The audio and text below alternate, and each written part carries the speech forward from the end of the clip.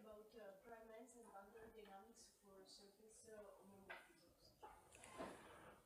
Okay, well, first of all, thank you for the invitation to be here and for the organization of this nice event. And before starting, I also want to say that I want to second Fabio's words, which he said very well. Like, I think that our community is very lucky to have someone like Patrice, who is not only like a father mathematically for some of us, but also as a person. Like, I think we are very lucky to have him. So thank you and happy birthday. So I will talk about the work with Patrice and with Meysam Nasiri, which is a second part of some work that we have already talked about in previous conferences. So the main problem is we have an invariant open connected set on a surface for a homomorphism. And the question is like to try to understand the dynamics in the boundary of this set. And in particular, it's the relationship between the topology of the boundary and the dynamics as well. So it's often the case that when the topology of the boundary is too complicated, then you can say some nice things about the dynamics. And conversely, if the dynamics has some properties, you can say nice things about the topology of the boundary. I will restrict myself to simply connected open sets, but sometimes you can like later apply these things to more complicated sets by surgery or whatever. So I will assume always that U is invariant and simply connected for an orientation preserving home. And well, the motivation for this kind of question came in part from problems in area preserving dynamics. You can one source of things like these are elliptic islands. So when you have an elliptic point, you have like often you have like this elliptic island surrounding it, which are invariant disks, and locally they are very nice. But when you try to pick a maximal elliptic island, like take the union of all these disks, it's not clear what happens with what it looks like. What is the boundary of this thing? What is the dynamics in this boundary? So also, well, you always have like some kind of invariant compact connected sets. Like for instance, if you take a hyperbolic periodic point and you look at the closure of the stable manifold, you get like a connected set, and the complement of this connected set has many components which are open invariant sets. And so if you can say something about the topology of these things in the boundary, you can say something about the closure of the invariant manifolds of periodic points, and so on. So, and as I said, I mean, the general idea that appears often is that like if the topology is too complicated, the dynamics has to be simple in some sense in the boundary. But this principle in general works very well if you have some additional hypothesis like area preserving or something like that. We will see that. So the model case, if I have so U is an open simply connected set, and say on the plane, the model case is when the boundary of U is a circle. So everything is nice and the dynamics is perfectly understood. We know that you can look at the rotation number in the boundary circle, Poincaré's rotation number, and then you know that if it is irrational, then we have no periodic points, we have a semi-conjugation to an irrational rotation. In particular, you have a unique minimal set. And if the rotation number is rational, we have periodic points of period equal to the denominator. And every other point goes from a periodic point to a periodic point in the boundary. It's a typical description of dynamics in the circle. So But of course, I mean, if you take an arbitrary simply connected set, the boundary can be really nasty. So, well, this is not so nasty, but you can have things like this, and then so the problem is when it's not locally connected, right? You can have, well, this example that Luis already mentioned, or you can have even worse with this thing, like it's nowhere locally connected, infinity in the plane. You have things like this, which is the Wada legs continuum, it's a continuum which is the boundary of 3 different open simply connected sets. So the boundary of each disk is the same set. You can realize this, for instance, as in dynamics as a hyperbolic attractor. Plikin's attractor is basically like this. Or if you are in other surfaces, you can have things like this, right? Like here the disk would be this black thing, and it spirals and accumulates in a complicated set. So it doesn't look very much like a circle at all, the boundary of view. And there is also the pseudo-circle, which is an extreme example where you have so it's a hereditarily indecomposable continuum. It's nowhere locally connected, but it doesn't contain any arcs. Well, we know it's really bad topologically if you look at it locally. So we have to deal with these things, and in particular, if you want to do something like Poincaré's theory on the circle, well, the first thing you have to do is to define the rotation number, and the way to do this is to use Karateodoris compactification, which is well, I mean, Luis has already talked about these things, but I will repeat a little bit. So you can compactify the disk by adding like an ideal circle in the boundary, so that the boundary can be very bad, like the examples I showed, but you can add an artificial circle to the boundary, so that when you look at this new space, the disk together with this circle, it becomes a nice closed disk. And in a way that the map restricted to the disk extends to this compactification, so that in the boundary you have a circle homeomorphism. And then you can define the rotation number of F associated to this disk as the rotation number in this new circle. So this was done by, as far as I know, I mean, the first time I saw this done with dynamics, it was in the paper by Cartwright and Littlewood. So the way, how do we define this compactification? Again, this was already explained in Luis' talk. There is a quick way to define it, which is using like a uniformization of the disk. So you take the disk and you take a Riemann map, which sends the unit disk to your disk, to the conformal map. And then if you use this map as a chart, you can see F as a map of the unit disk, and you can show that this map always extends to the closure of the unit disk using these coordinates. So this is an easy way to define the rotation numbers, because our map in these coordinates extends. Then you look at the rotation number, and it's well defined, and you call this the prime ends rotation number. It's of course that this map phi doesn't extend to the boundary when the boundary is not nice. So the dynamics on the disk extends to the boundary of the disk when you conjugate with the uniformizing map, but this map phi of course doesn't extend, because if the boundary of view is not locally connected, you can't map the circle to it. So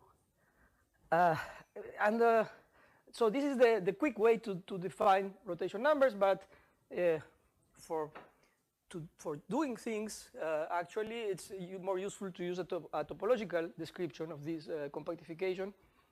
And the way of doing it, I will So I will always assume now that our set is in R2, and I'll assume that it is bounded, just to simplify the definition. It's a bounded, open, simply connected set. And I will pick a point in the disk, just as marked point for a reference to simplify things. So a crosscut in U is just an arc joining two boundary points of U and entirely contained in U. So each crosscut separates U into two components, which are cross sections, and I will denote by D of alpha the one that doesn't contain the marked point. So we have a way to associate to each crosscut a corresponding cross section, assuming the crosscut doesn't contain P. And then we can define a partial order among crosscuts by saying, okay, alpha is smaller than beta if the corresponding cross section is inside the other one. And of course, crosscuts are mapped to crosscuts, so this gives us, I mean, it's more easy, it's easier to see what the dynamics of F do in this compactification that we will define by looking at how these crosscuts are mapped to each other.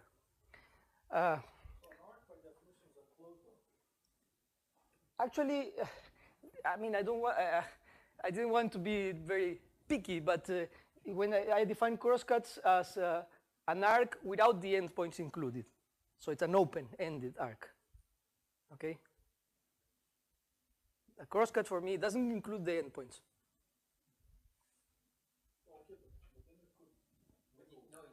No, because when I say it's joining 2 points, I mean that it extends to a closed arc, joining 2 points. Okay.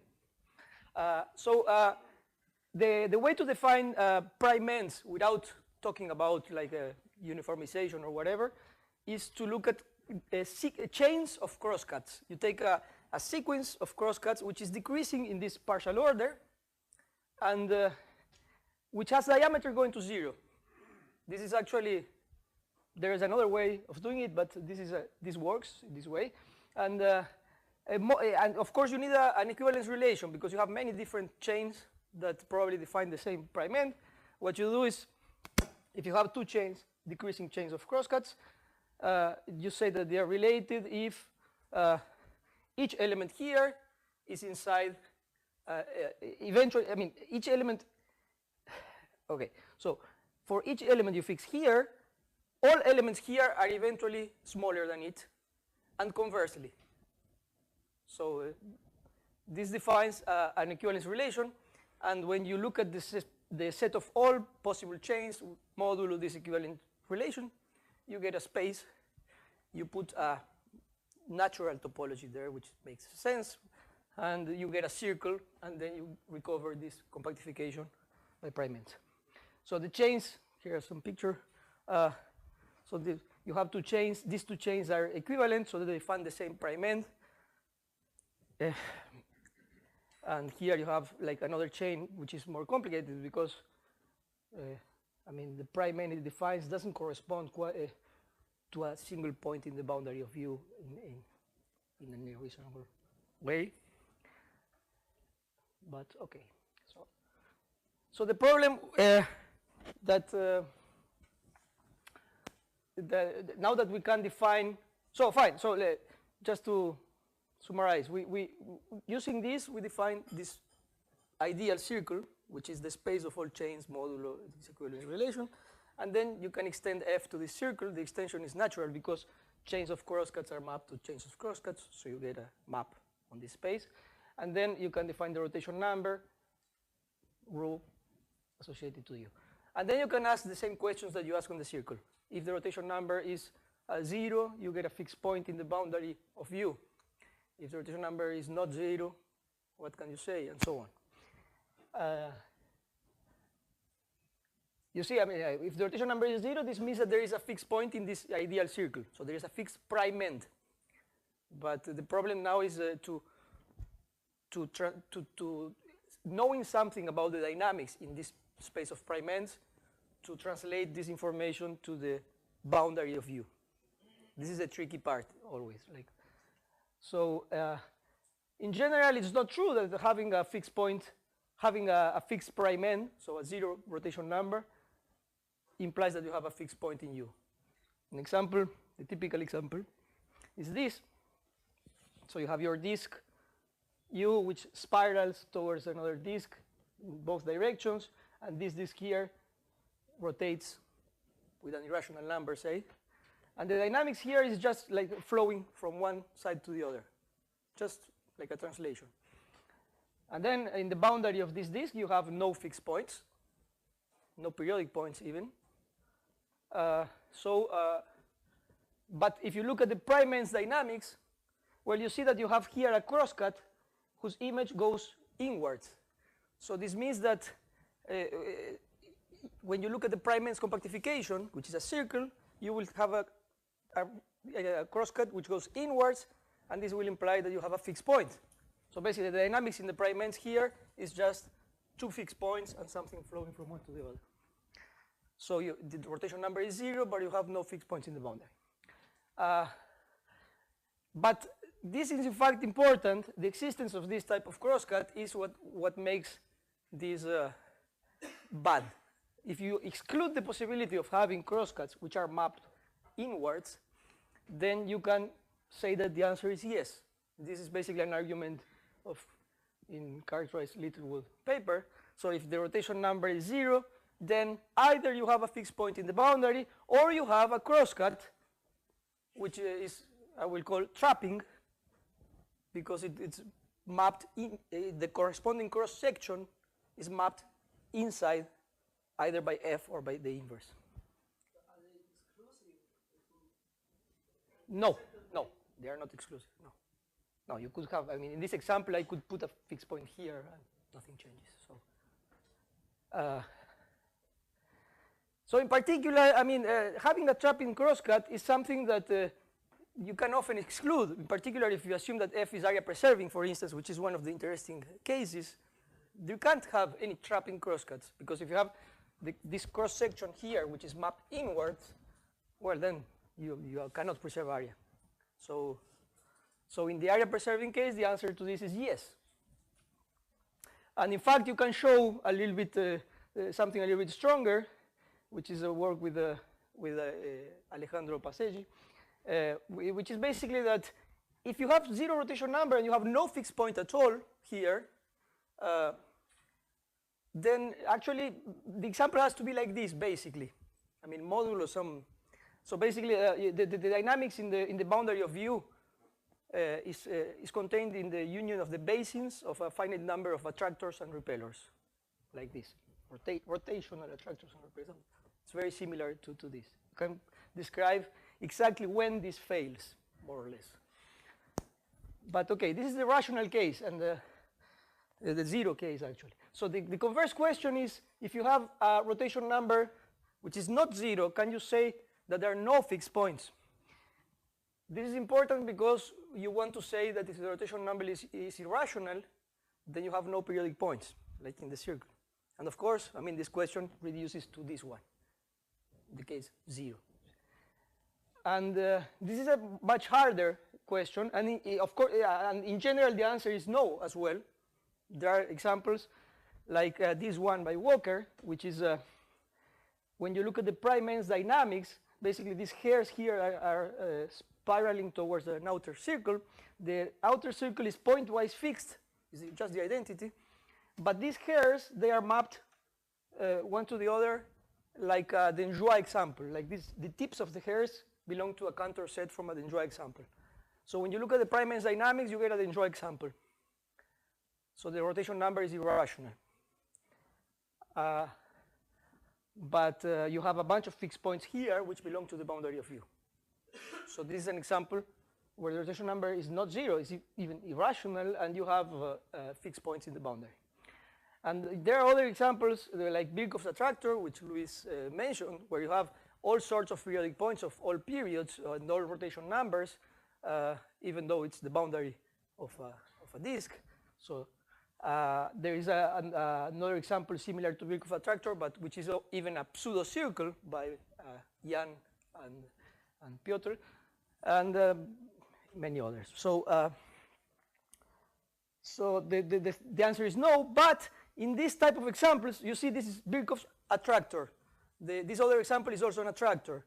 this example here, it's an attractor as well. You always have some attracting behavior in the boundary. In particular, you can find like something similar to trapping crosscuts. So, and you can't make examples like this area preserving, apparently. And in fact, well, we showed basically this result in our first work with Patrice and Meysam, which is the converse to the previous one, which is that if the rotation number is non-zero, then you either have no fixed points in the boundary, or if you have a fixed point, then you must have boundary traps arbitrarily close to the boundary of U.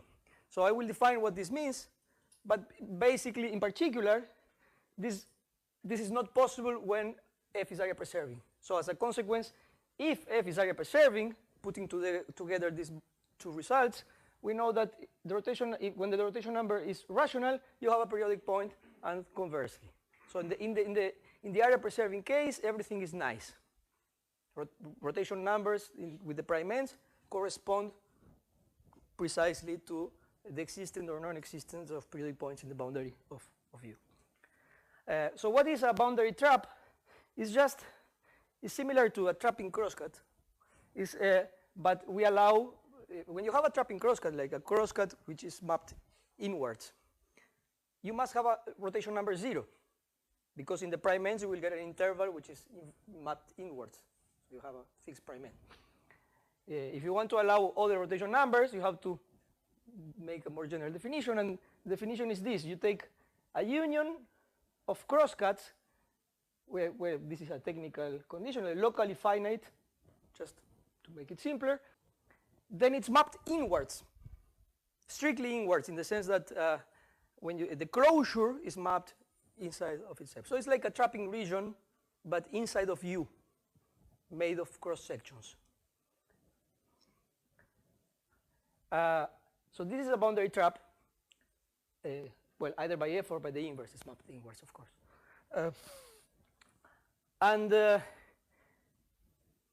And we will say that F has the boundary condition if there are no boundary traps for any power of F. This is the condition. This is the condition under which we can prove most of the things. So basically, the theorems are either you have a boundary trap or this is nice. This is the kind of result. But the main point is this is always satisfied when F is area preserving or non-wandering, or in some other cases as well. So it's a condition that includes several possible situations. For instance, when you have an irrational rotation number and the prime ends dynamic is minimal, then you always have this condition, this boundary condition. You cannot have a boundary trap. So that is a different kind of situation. So, okay. So going back here, so the theorem is, the previous theorem is rotation number different from 0, then you have no fixed points, or you have boundary traps accumulating on the boundary. So if you put together the two results I mentioned, you can say that under the assumption of the boundary condition, so there are no boundary traps, the rational rotation numbers correspond to periodic points in the boundary, irrational rotation number correspond to no periodic points in the boundary. That is nice. You can ask more questions like in the circle. So once you have this basic thing, you can say, okay, but what else can I say? For instance, in the irrational rotation number case, you know in the circle that you have a semi-conjugation to an irrational rotation. Is this true for a boundary of a disk? So in general, no. You have like Handel, there is an example by Handel, which is a pseudo-circle, which has an irrational rotation number, and it's not semi-conjugated to an irrational rotation. It can't be. But in some cases, you can get the semi-conjugation, in particular when the boundary of U is compactly generated, and it is a cofrontier, which means it's boundary both of the inside and of the outside. Like it separates into two components, and it's the boundary of both components. Compactly generated, I will define in a while, but it means that basically the boundary doesn't wiggle a lot around the marked point in the circle, something like that. I will define it precisely. So when the boundary is compactly generated, in particular when it's decomposable in some sense, you can recover a semi-conjugation, but in general you can't. And if the rotation number is rational, you can ask whether the dynamics in the boundary is similar to the case in the circle, which is every point goes from periodic point to periodic point. There is nothing else. So this is the question that we approach it in the second work, which is the main topic today. And the answer is basically yes, if you assume. Oh, by the way, sorry. This, even if you assume area preservation or the boundary condition, whatever, the answer is no here. You can't improve this. Here, if you assume the boundary condition, well, the situation is much better. So this is the theorem. If you have that the rotation number in U is 0, and you assume the boundary condition, so there are no boundary traps, then it's exactly as in the circle. Every point in the boundary is either fixed or it goes from the fixed point set to the fixed point set. So it is more specific, actually. We are saying here the non-wandering set of the map restricted to the boundary is just the fixed points. So this implies, of course, that if you take a point, look at the omega limit, it's going to be contained in the fixed point set, and the alpha limit as well. So the orbits go from fixed points to fixed points. And this is, I'm always assuming that we are in the plane here, but you can make a similar statement in any surface as long as f is homotopic to the identity. We think it should be true even if it's not homotopic to the identity, but the proof doesn't quite work. So, and there is a topological counterpart to this, which is basically embedded in the proof, which has to do with this thing about compactly generated that I mentioned earlier. So if you look at your disk and you look at the unbounded, remember I'm assuming that U is bounded in the plane. So if you look at the unbounded connected component of the complement of its closure, so you have U infinity is the unbounded component in the complement. So you have U and you have U infinity outside. Then what you can conclude under the assumption of the boundary condition is that if the rotation number is 0, then either the boundary of U is compactly generated, and I have a definition here, or the boundary of the unbounded component, so the outside boundary of U in some sense, is just fixed point-wise. It's the identity. So it's a very particular situation. So unless everything is fixed from the outside, point-wise, you will always have a compactly generated boundary. So what is compactly generated? It means that when you have this marked point in U, when you remove this point, you have an annulus. You can lift, you go to the universal covering of this annulus and lift the boundary of U. It becomes something that is invariant by translations, by the deck transformation. And this thing usually is not, it can be really complicated. For instance, in this example with a spiraling line that Luis showed before, you have some unbounded lines which compose the boundary of U. So in particular, the boundary of U doesn't lift to some compact thing. You can't find a compact connected set which projects into the boundary of U. So when this is possible, when you can't find a compact connected set in the lift that projects into the boundary of U, then we say that it's compactly generated. So it's a somewhat strong restriction on what the boundary can be. Intuitively, it means that when you look at U, you can have some tongues from coming out from U, but these tongues, they can't turn around too much. That is basically the idea of what it means.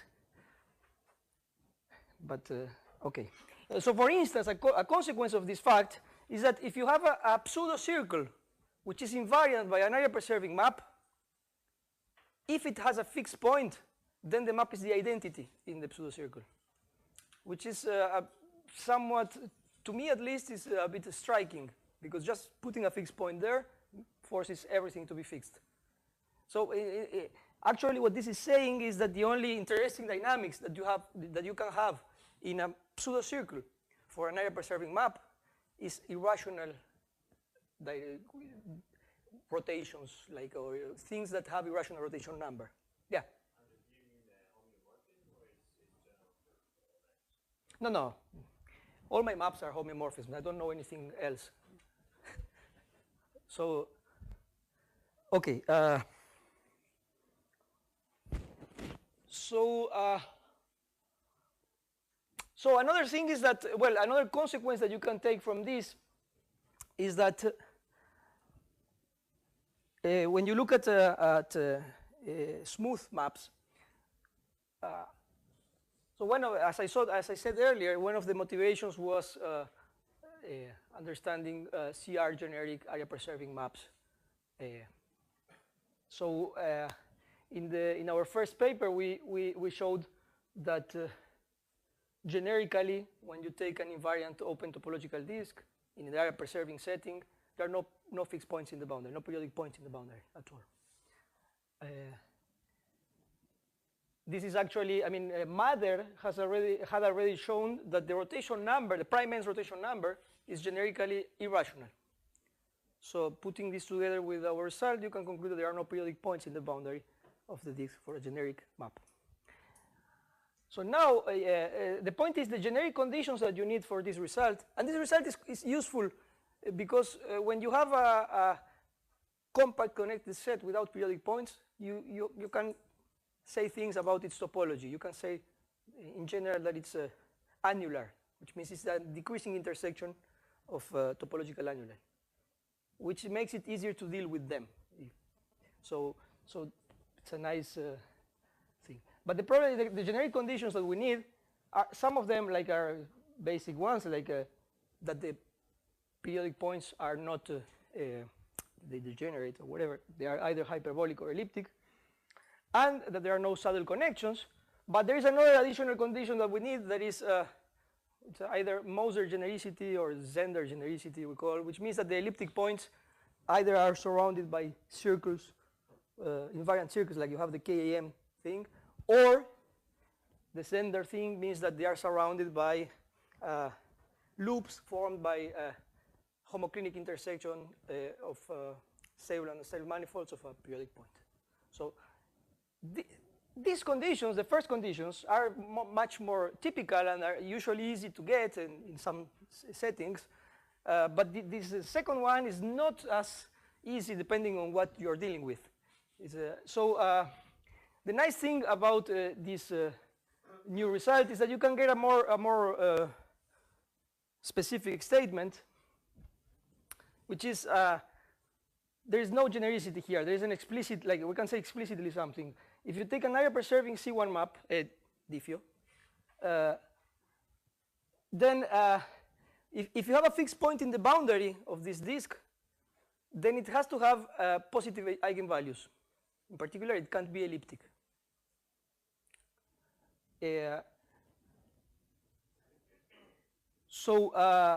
And as a consequence of this, you can show that if the rotation number is 0, and you know that all fixed points are either hyperbolic or elliptic, and no additional condition, you don't restrict saddle connections, you don't restrict the elliptic points at all, then you can say that the boundary of U is just a union of saddle connections. In particular, it's an arc, basically. It's locally connected. So it's really nice. And the good thing here is that you can apply this to things that are not, like that are explicit. For instance, if you have a family of maps, a one parameter family or whatever, if you manage to show that fixed points are hyperbolic or elliptic, you can apply this result and say, oh, the boundary of a disk either has an irrational rotation number or is nice like this. Okay, so this result, in fact, was announced as well by Fernando Oliveira some long time ago, but it has been unpublished yet, so I don't remember the exact hypothesis, but I think it was more or less the same thing. So to summarize the situation, if you are in the area preserving setting, we have a quite decent picture, which is very similar to the circle description that I gave at the beginning. So if you take the boundary of a disk, you have, in the irrational case, you have that there are no periodic points, and the boundary is annular. It's a decreasing intersection of annuli. And in the rational case, you have exactly the same as in the circle. So the periodic points are the only non-wandering points in the boundary, and everything else just flows from periodic points to periodic points. And in general, you have that the boundary is compactly generated, except if you have a bunch of fixed points or periodic points forming, like separating the disk from infinity. And, well, this is stated for the plane, but again, if you have on any surface a map homotopic to the identity, it works more or less the same. All right. So there is a related thing that has to do with this idea that if the topology of the boundary is complicated, then the dynamics has to be simple, which is work with Fabio and Patrice as well, which is, we call it the triple boundary lemma. It says that if you have an area preserving map on the sphere, an area preserving map which has 3 invariant disks, topological disks, which are disjoint, and they intersect, they have a common boundary point. This boundary point has to be fixed. So if you, in particular, if you have something like the Wada Lakes continuum that I showed earlier, and if it is invariant by an area preserving map, then the boundary has to be fixed, basically, or fixed by a power of f if the disks are not invariant. So this is similar to the thing about the pseudo-circle, the different variation. And in fact, this statement has a more precise statement that I should mention because it's similar also to what I'm going to say in a bit, which is a more precise statement of this is the following. If you have a disk, a closed topological disk, which is, I'm not assuming area preservation now, just a general, a homeomorphism of the sphere, orientation preserving. You have a disk, a closed disk, which is disjoint from its image, so it's free for f. Then it can't, if it intersects 3 different disjoint topological disks, which are invariant, then it has to contain a boundary trap. I'll give a more precise statement of the result I mentioned. What result? Let me see. This result here, sorry, well, never mind. The main result of our more recent work, this is like a more precise version. You don't need to assume any hypothesis. You just say, okay, I have this disk on the sphere now to make it the same. And you have a closed topological disk, which is disjoint from its image. And you look at the intersection of this ball with your disk. If the rotation number is 0, then everything that is inside of your ball B, which is in the boundary of U, has to be wandering. Or you have a boundary trap made by the boundary of B. Okay, so can you say that again? What lost? So yeah. B is what? U is what? So you have B is a ball in the sphere, which is disjoint from its image. Okay? And U, is, as always, is an invariant open topological disk. And what I'm saying here is if you look at the intersection of B with the boundary of U, everything in there is wandering for F, so it goes away and never comes back. Or if it isn't, then the boundary of B, this circle, has to contain a boundary trap of U. So in particular, if F is area preserving, this is not possible, again. So you can't have a free disk, a free ball, intersecting the boundary of U in this way, if F is area preserving. And here's a... Does the number is 0? Yes, yes. If there, yeah. But previously numbers, it says something about fixed point, right? Yes, so how does it follow from here? So let me explain this. So if you have a zero rotation number and you have a point, remember the theorem that I stated first was the following. If you have a zero rotation number and you have the boundary condition, then every point, non-wandering point in the boundary is fixed. That was the statement. So the proof follows from this, because if you have a point in the boundary of your disk which is not fixed, okay, then you can find a small ball around it which is disjoint from its image. It's free. So the ball B. But this theorem tells you either you have a boundary trap in B, or everything inside this ball is wandering. Yeah? You mean wandering as a subset of the boundary of... By wandering, I mean it never intersects with itself after iteration. Oh, okay. Every point in the boundary of U, which is in B, is wandering. Like the intersection of B with the boundary of U is wandering. That's what I mean. Yeah. No. Yeah. Okay. Yeah. Yeah. Okay. So.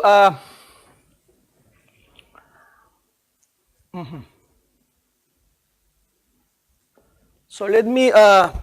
So this is actually the main theorem basically, because as I just mentioned, the other result follows from it, and the proof of it includes some of the ideas of how to prove the topological thing that I stated as well. So. So let me say something about the proofs. So, Yeah. if a connected component of the boundary of U inside B is wandering, is it immediate that it must die in a fixed point? If a connected component, No, I mean, if you are in the first case, is it immediate that you must die in a fixed point? yeah, because if you take any point in the boundary, its omega limit is contained in the non-wandering set. Yeah. Okay, so then, and then So you don't have to die in a fixed point. You have to die in the set of fixed points. Of course, you can have like a big bunch of fixed points. no, yeah, this proves that the non-wandering set in the boundary are just fixed. Yeah, exactly. This. So, so about the proof. So I stated on the sphere because afterwards you can to make the general versions you just play with the. I mean there is not so immediate, but you have to do some. You go to universal covering and you reduce everything to the sphere always. So the sphere case is the interesting one, and I will assume that there is a fixed point inside of U and a fixed point there is this marked point in U that I always mention. I will assume it's fixed. This is not important because you can just change the map inside of U. I want to say things about the boundary, not about U. So I can assume that there's this fixed point P in U, and there is a fixed point outside of U. This is always true because we are on the sphere, and the complement of U is like a non-separating continuum, so it has to have a fixed point by Cartwright-Littlewood theorem. So we have these two fixed points, and then if you remove it, we have an annulus. And U is a disk which contains one of the punctures of this annulus and not the other one. So, so the components in the proof are first this thing that is the reason why we need the boundary condition. The reason is only here. Everything else, the boundary condition is only relevant at this point, and everything else is okay. It's a way of saying, I will show a picture in a minute of what this means, but it's a way of saying that if you look at the crosscuts, like you have this ball from the statement, which you have the boundary of this ball, which is a loop, you look at the crosscuts it generates in U. This lemma basically tells you that you can always find, when you look, you can find one of these crosscuts and its image that can be joined by an arc which doesn't cross the ball or its image at any other point. But a picture will make it clear, so I will soon show it. So, and then using this, what we do is we take all the crosscut generated by this ball, by this loop, and we look at the corresponding sets of prime ends that are defined by these crosscuts, and we can localize them. We can say, okay, they have to be in certain part of the prime ends dynamics. Like the dynamics of the prime ends is very simple, easily described, and then you can say, okay, the crosscuts that come from this ball, they can only be in this part. Like I will give a precise statement soon. The shadows means that. I mean, if you look at all the prime ends that correspond to these crosscuts, we call these shadows. Okay. So, and then we have to make a version of this for the lifts. So when you have this punctured disc on this annulus, you can go to a lift to the universal cover of the annulus, like Luis did, and you have a line of prime ends there, which is the lift of the circle of prime ends, and we have to localize the shadows of the crosscuts that come from this ball in this line of prime ends. And you can really localize them very well in an interval which is a fundamental domain. So this is the nice part. And this is what will give the topological thing as well, which will tell, okay, the tongues from U can't go very far, can't rotate too much. Because the crosscuts, when you look at them in the line of prime ends, they are localized in a fundamental domain. In order to apply these things to our problem, we need to deal with isotopies and with some linking things to obtain a map which has the hypothesis that we need here. But I won't say much about this because it becomes too technical. But the important thing that we use is again, as what Fabio mentioned, the existence of maximal isotopies and a little bit of the Brouwer equivariant Brouwer theory and these things. So let me be more precise. I have 10 minutes. Yeah. So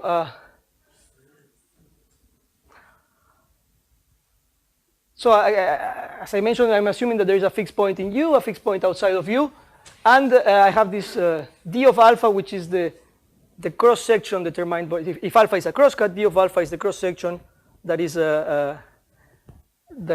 doesn't include P. And we have this partial order, right, among the crosscuts.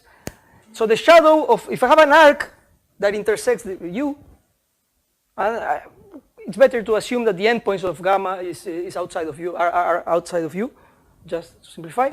Then we define the shadow of gamma as the set of all intervals in the circle of prime ends, which correspond to the crosscuts that are defined by gamma.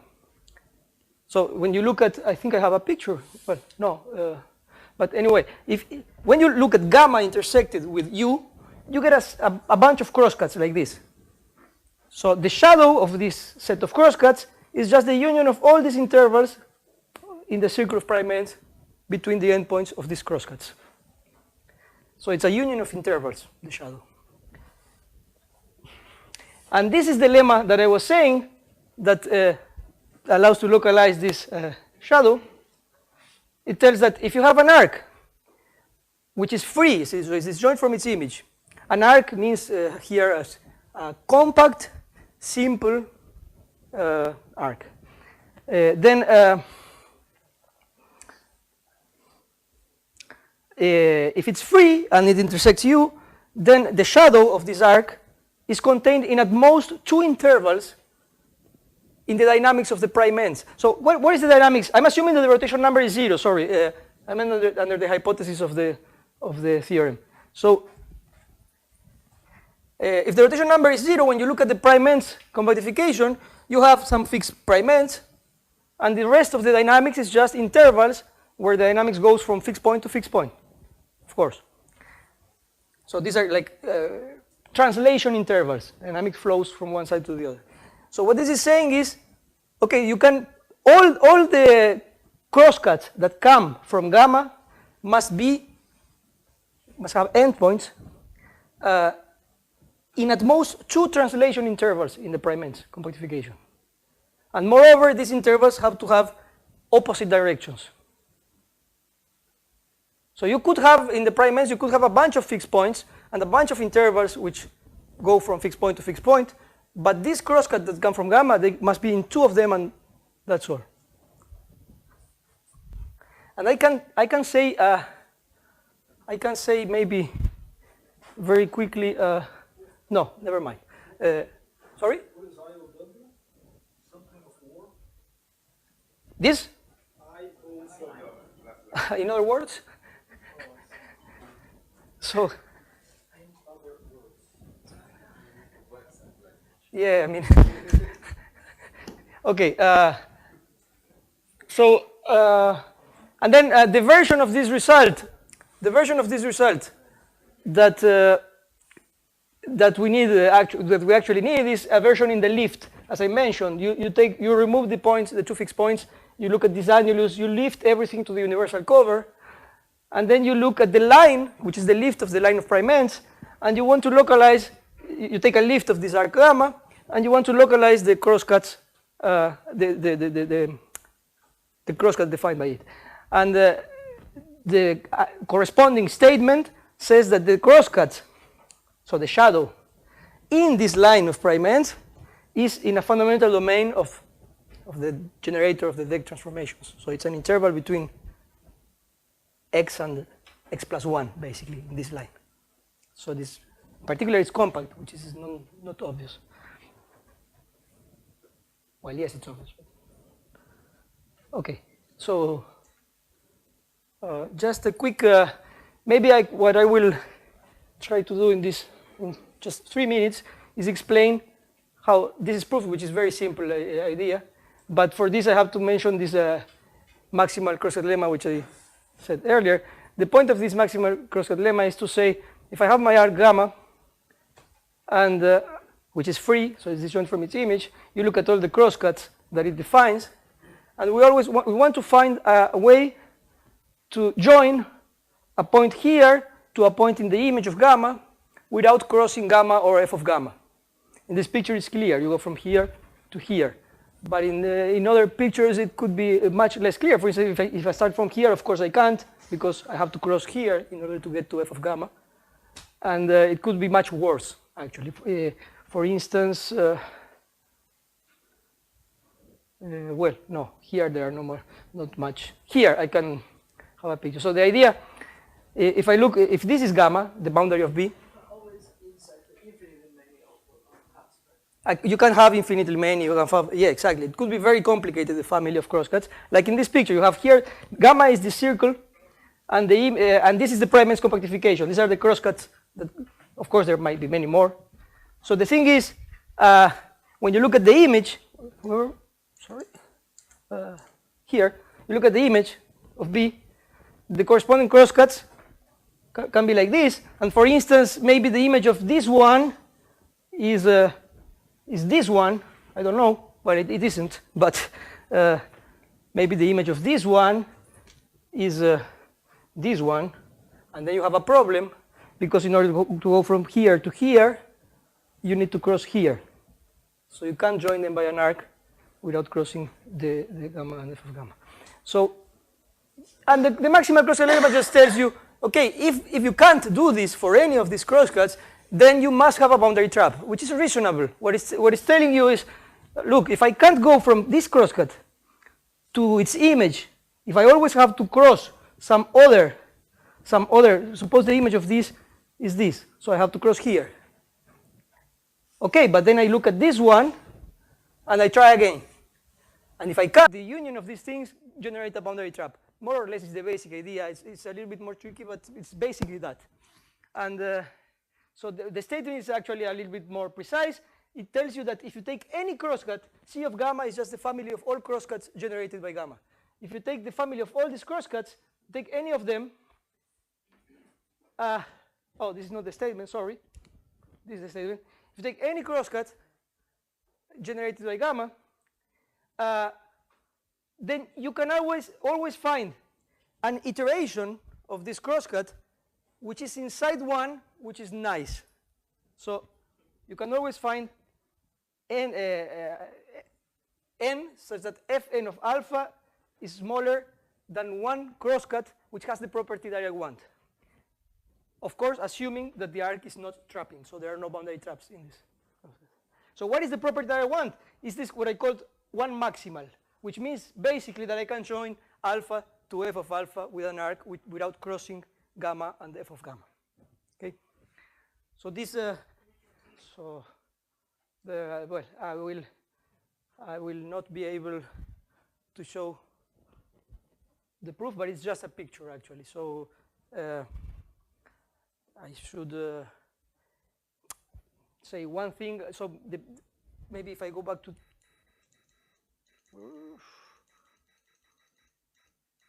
this picture, the point is to show that you have only two intervals like this. What you do is you say, okay, suppose you have more than two. Each interval goes in one direction. So if you have more than two, or you have two going in the same direction, you always have one interval going like this and one interval going like this, same direction. Okay. You take a crosscut here, which is one maximal in the sense that I mentioned. So you can join it to its image without crossing gamma or f of gamma. And here you have the same situation. And what you do is you pick an arc which goes from this crosscut to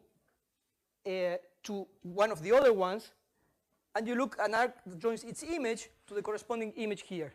And you do this because of the direction of the dynamics. When you do this, you create an intersection of index 1 between these two new arcs. But then you can close them with a, sorry, I said it wrong, right?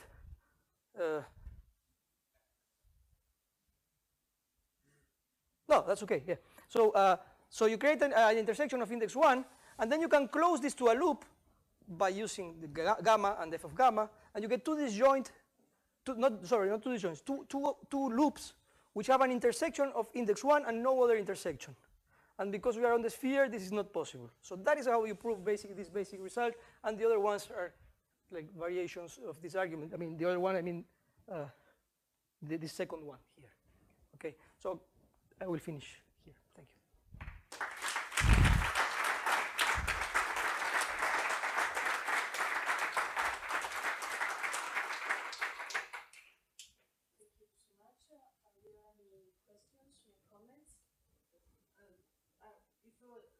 I don't know if it's interesting. I mean, if you have on the right-hand circle, if you have a sequence of fixed points and the conversion to a fixed point, in that situation, I mean, you always what you draw there does not include this situation. You mean in the prime ends you have a sequence of? Yeah, and can say something on the fixed points on your boundary. No, but are you talking about this? You can have this. I'm not saying you can have it. You can have a sequence of. You can have as many fixed points as you want here. It doesn't matter. What this is telling is that if you look at these crosscuts that come from gamma, they must be only in two connected components of the complement of the fixed point set. But non-trapping condition. With the non-trapping condition, yes. Yes, I am assuming the non-trapping condition here. Another problem is related. If you have a fixed point, say P on your prime and the circle, where are the fixed points on your dynamics? I mean, is some description? Are they? If you have a fixed point here, where are the corresponding? Using the impression, I mean, you have some description of that. If you have the non-trapping condition, yes, you can say you get like you have a Fixed point. the impression is all fixed points exactly. It's fixed point one. Yes, yes, yes. But if you don't have this condition, you may not have any fixed points associated to it, so you can't say much. You say we have a fixed point, but can you say that But what does it mean for the fixed point to be associated to this prime end? including the impression? It could be that you have only one and the impression is bigger. I mean, if you don't have any kind of condition like the boundary condition, you can make examples with like where the impression is bigger than the set of fixed points, or when there are no fixed points, and there's several bad things that you can make. Yeah.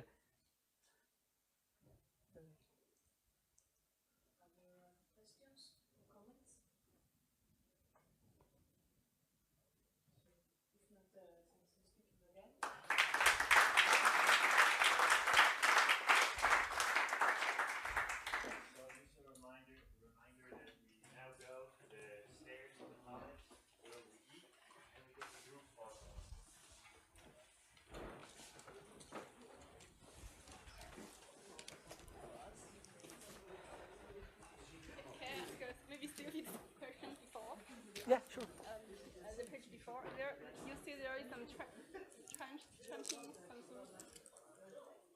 Yeah, you can change the slides.